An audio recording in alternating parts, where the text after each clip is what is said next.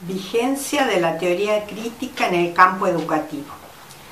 Los docentes trabajamos en el reino fortuito de los asuntos humanos de los que nos habla Hannah Arendt, atento a la pluralidad de agentes con que cuenta la clase y la escuela. La tendencia a hallar un sustituto de la acción con la esperanza de escapar de ese carácter fortuito de la empresa educativa ha sido muy fuerte. Philippe Mérieux nos habla de la obstinación de la didáctica, estimulada muchas veces por el interés técnico, al que le contrapone la tolerancia pedagógica, es decir, la necesidad de asociar la obstinación de la didáctica con esta tolerancia pedagógica que no es indiferencia hacia el otro, sino la aceptación de que la persona del otro no se reduce a lo que yo he podido programar.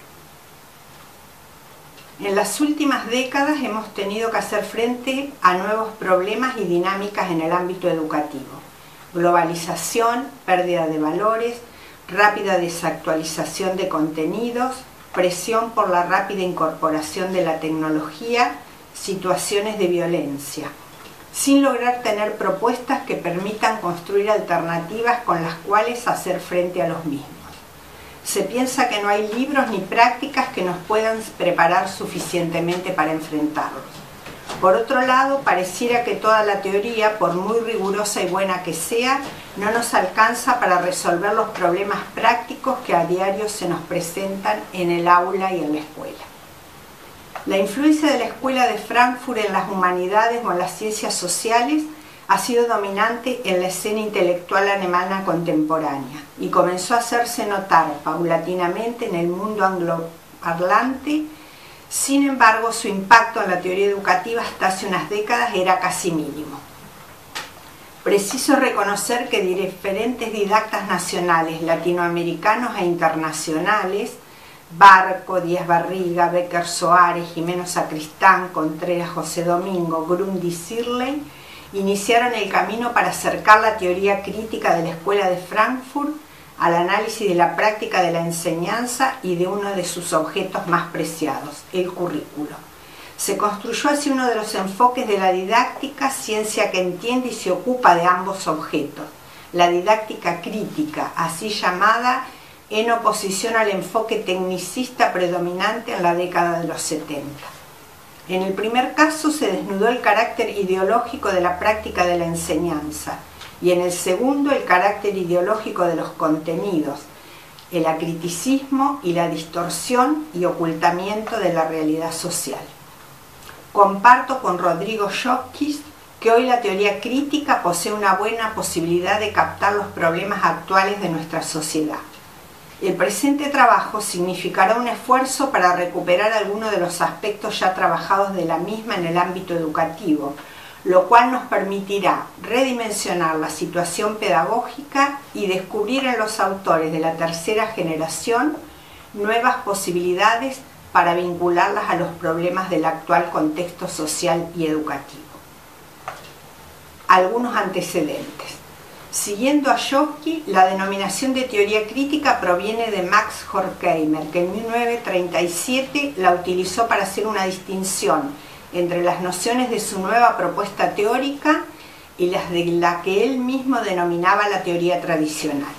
El mensaje inscrito en su crítica es que la noción de ciencia positiva es nociva para las ciencias sociales, ya que éstas toman como paradigma ese ideal de lo científico, y en realidad las ciencias sociales no deben tomar lo social como algo dado, como algo natural, ya que lo social siempre tiene un aspecto histórico cambiante.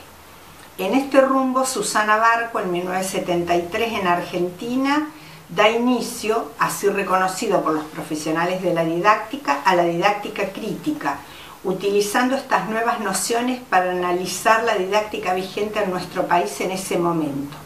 Sus reflexiones aportan a una crítica del modelo educativo centrada en tres ejes: los contenidos, la evaluación y la dependencia económica. En relación a los contenidos, para Barco, la crítica unánime hacia el enciclopedismo de los mismos, si bien indudable, no era suficiente para proponer un cambio. Era necesario poner de relieve la orientación y carga ideológica de los mismos, su descontextualización y distorsión de la realidad social y el acriticismo como denominador común en todas las asignaturas. La evaluación como elemento de selección y como uno de los medios de los que ha dispuesto tradicionalmente el docente es el que mejor evidencia las actitudes de dominación que el ejercicio del rol implica. La dependencia didáctica, en tanto la mayoría de los textos de uso corriente eran de autores extranjeros, la encuadra en la consideración de que los referidos textos van más allá del interés o desinterés por la didáctica y la considera como parte de la dependencia científica en los países dependientes del imperialismo extranjero. Este análisis crítico fue una verdadera denuncia de la situación vigente y un estímulo al desempeño del rol docente, poniendo en práctica una didáctica contestataria, denunciante, concientizadora, estimuladora del espíritu crítico y creador, una antididáctica respecto del anterior. Recién cuando el nuevo orden social se concrete, podría hablarse de una didáctica auténtica, nueva. En el mismo sentido, Díaz Barriga plantea dos cuestiones en relación a la didáctica. Una, que una propuesta didáctica se origina en un contexto sociohistórico determinado y es en ellos donde hay que analizarla. Y segundo, que existe una ignorancia social y disciplinaria de la misma, ignorancia que implica un desconocimiento de su lugar teórico y práctico en el contexto de las ciencias de la educación. En su análisis remite al origen de la ciencia misma, Didáctica Magna de Juana Moscomeño, para dar cuenta de que cada propuesta didáctica responde a reclamos sociohistóricos sociales. No son propuestas solo para el aula, sino que responden a un marco teórico determinado en el que subyace un concepto de hombre, de sociedad, de conocimiento. Responde a reclamos históricos y se engarzan con un proyecto político que habrá que descubrir y analizar. Las investigaciones teóricas de Habermas sobre la naturaleza del conocimiento humano y sobre las relaciones entre teoría y práctica no fueron escritas en el contexto de la teoría educativa ni han surgido directamente a partir de consideraciones pedagógicas. No obstante, fue posible pensar derivaciones importantes hacia la teoría de la educación y para mejorar la comprensión de las prácticas educativas. Shirley Grundy, en su obra Producto o Praxis del Currículum, explora la teoría de los intereses constitutivos del conocimiento. Considera que proporciona un marco para dar sentido a las prácticas curriculares, que es un conjunto de las prácticas educativas. Retoma las consideraciones de Aristóteles, de Kant y de la teoría de los intereses constitutivos del conocimiento de Habermas para su análisis de la cuestión curricular. En la teoría del actuar comunicativo, Habermas pretende ofrecer una teoría crítica de la sociedad que sigue la tradición crítico-epistemológica frankfurtiana. Su teoría es una teoría sobre los intereses humanos fundamentales que influyen en la forma de constituir o construir el conocimiento. Es difícil encontrar un área de las humanidades o de las ciencias sociales en la que no haya influido su pensamiento. Grundy realiza un esfuerzo de fundamentación de las prácticas curriculares guiándose por la pregunta: ¿qué clase de creencias sobre las personas y el mundo llevan a un tipo determinado de prácticas educativas, en especial a las que se engloban en el término currículum? Habermas distingue tres intereses cognitivos: el interés técnico, el interés práctico, el interés emancipador. En función de estos intereses, Grundy sostiene que podemos tener un currículo técnico, uno práctico o uno emancipador. Asimismo, analiza la profesionalidad docente desde estas categorías.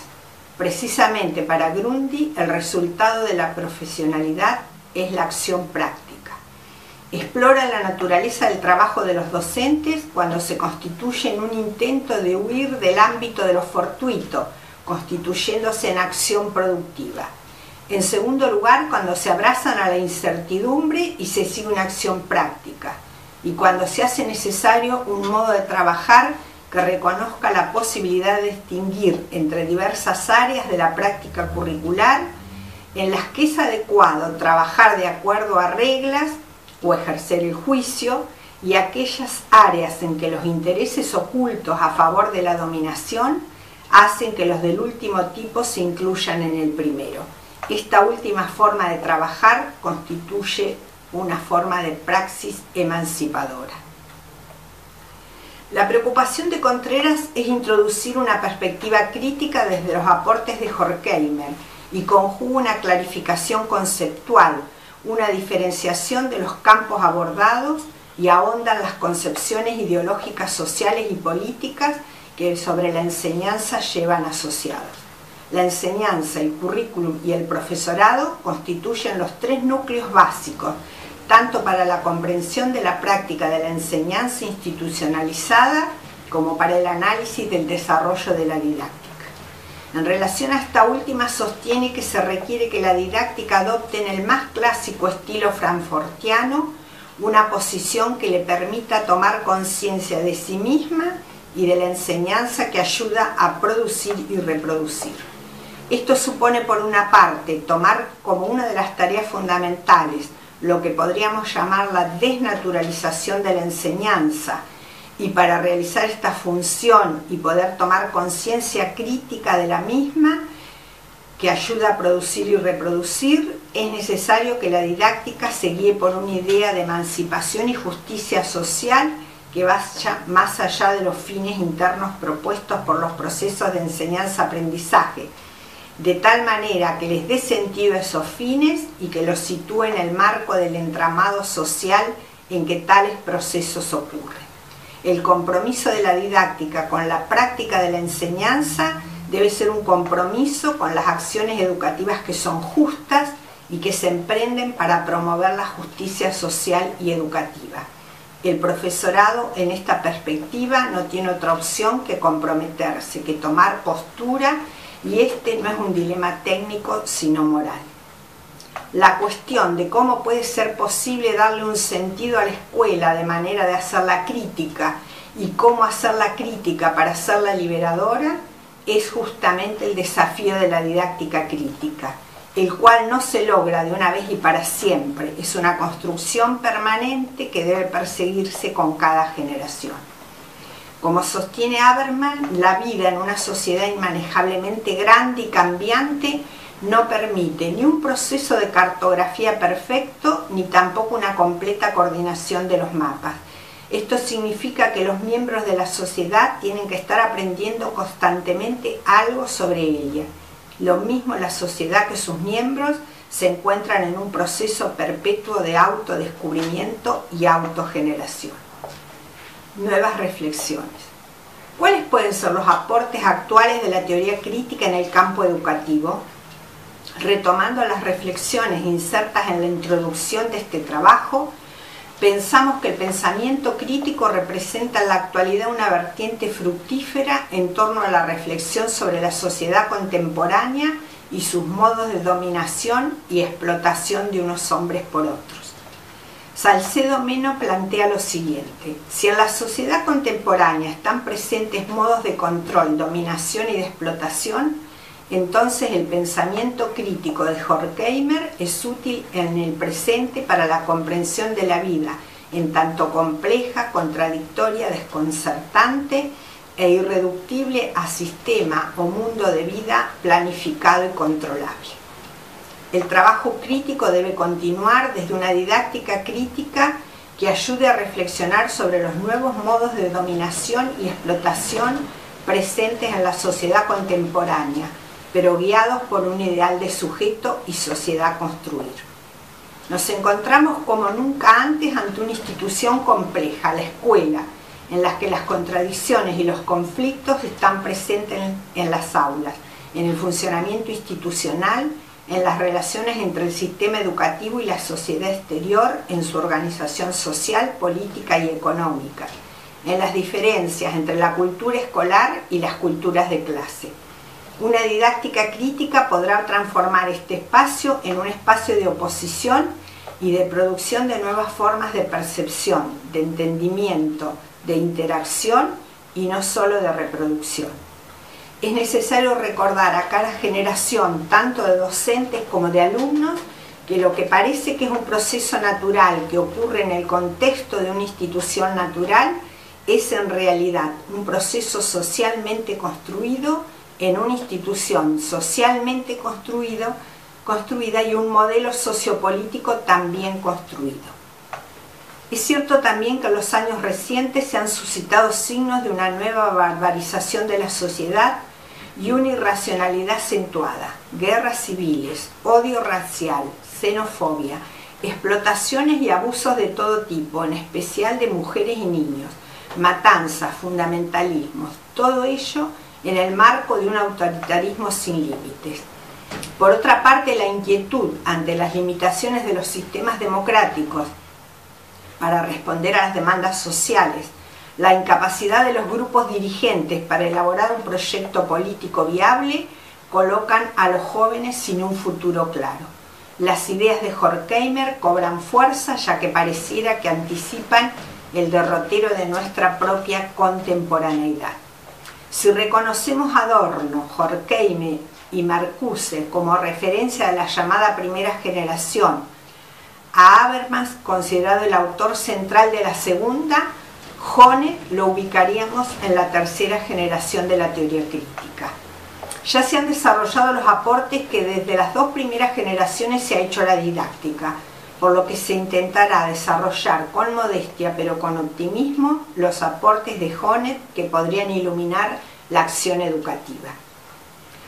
Preciso también es reconocer que desde diferentes didácticas se ha visto la insuficiencia de aquellos aportes, ya que la didáctica ha aumentado su caudal interpretativo, la crítica, la denuncia, pero ha perdido su caudal normativo, dimensión tan importante de esta ciencia como la anterior, ya que ambas configuran dos dimensiones, la explicativa y la proyectiva.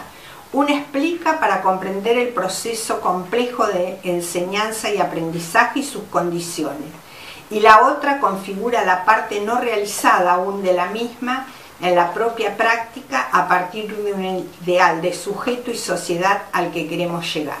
Ambas se iluminan mutuamente en su quehacer. Honneth ha pretendido renovar la teoría crítica de la que es deudor a través de un giro teórico al reconocimiento, lo que implica proponer la categoría de reconocimiento como la herramienta conceptual más adecuada para desentrañar las experiencias de injusticia social en su conjunto. Incluye no solo la crítica a las patologías o a la irracionalidad de la sociedad capitalista en general, sino la referencia al sufrimiento humano y a la conciencia de la injusticia, presente en los propios afectados, y a un parámetro normativo más allá de simples principios de justicia como su punto de llegada.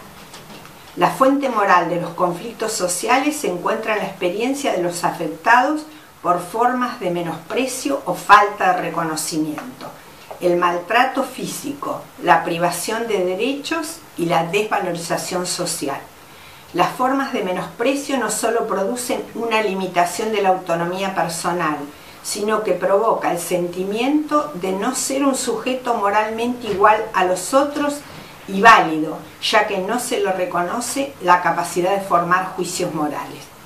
La lucha de los grupos sociales por alcanzar formas cada vez más amplias de reconocimiento social se convierte de esta manera en una fuerza estructurante del desarrollo moral de la sociedad. En la última parte de su obra concluye relacionando tanto la teoría del reconocimiento como la de la lucha por el reconocimiento, lo que le confiere un rol central en el desarrollo moral de las sociedades. Honneth toma de Hegel la distinción de tres formas de reconocimiento recíproco que están presentes en las diferentes esferas de la vida social: la dedicación emocional, el reconocimiento jurídico y la adhesión solidaria. Cada una de ellas constituye un estadio o forma de integración social en que el sujeto es reconocido de una manera diferente en su autonomía y su identidad personal.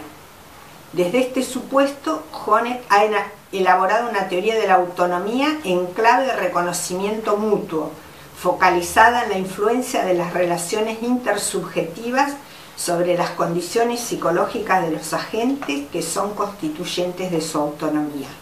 Autoconfianza, autorrespeto y autoestima son las claves que abren y despliegan la autonomía.